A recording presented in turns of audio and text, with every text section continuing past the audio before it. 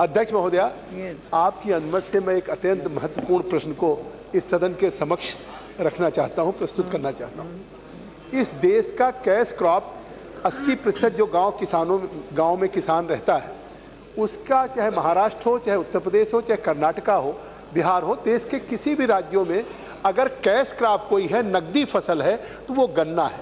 और आज भी पिछले 2013-14 के पिछले पेराई सत्र का जो गन्ने का भुगतान बना था, उसमें 8,500 करोड़ आज भी बाकी है, जिसमें केवल उत्तर प्रदेश के जो गन्ना मूल्य है उसमें 5,304 करोड़ रुपया बाकी है। पिछले दिनों केंद्र के मंत्री आदरणीय पासवान जी ने एक बैठक राज्य सरकारों के साथ की, उद्योग जगत के साथ किया।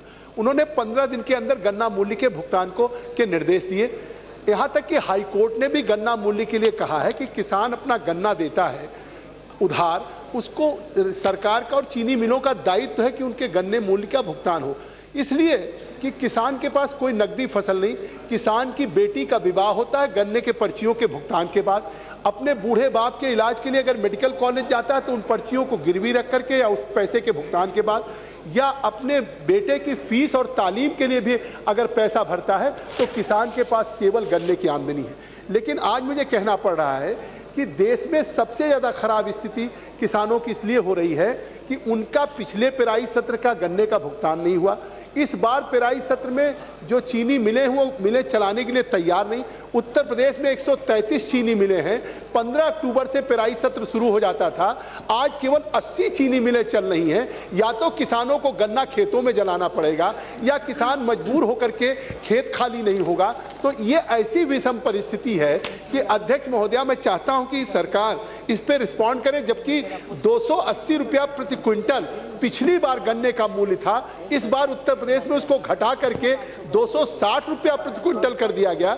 इसके बावजूद भी जब किसानों का भुगतान नहीं हो रहा है, उन पे हाईकोर्ट ने कहा कि 10% ब्याज दिया जाएगा अगर 15 दिन के बाद चीनी मिलें नहीं होंगी।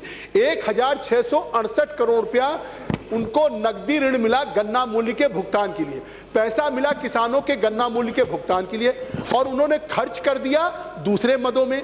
और इस पे उसके बावजूद भी कोई कार्रवाई उन चीनी मिलों के खिलाफ नहीं हुई। पहले होता था आरसी जारी होती थी, अगर किसानों के गन्ने का भुगतान नहीं होता था तो यह दायित्व होता था कि उन मिल मालिकों के खिलाफ आरसी जारी करके उनके स्टॉक की चीनी जब्त की जाती थी, उसको बेच करके पैसा दिया जाता था। यहां तक कि चीनी मिल मालिकों को अगर उनकी नियत नहीं है तो उन्हें जेल भेजने तक की कार्रवाई होती थी। और आज केंद्र सरकार ने इसमें चीनी मिलों को गन्ना भुगतान करे 4400 करोड़ रुपया उनको ब्याज मुक्त कर्ज दिया है और 40% उनको आयात के लिए बढ़ाने के लिए दिया। पेट्रोल में एथेनॉल भी मिलाने की इजाजत दे दी।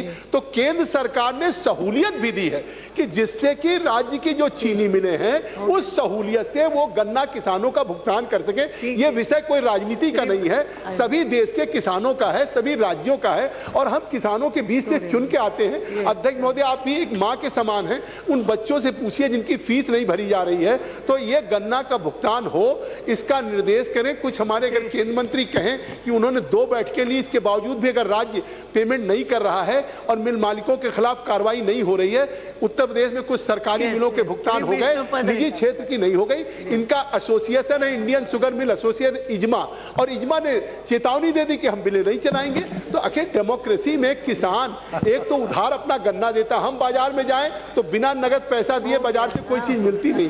तो अध्यक्ष महोदय, आपने समय दिया, बहुत अत्यंत महत्वपूर्ण सवाल है। इनका भुगतान पिछली पेराई सत्र किया जाए, चीनी मिलें चलाई जाए।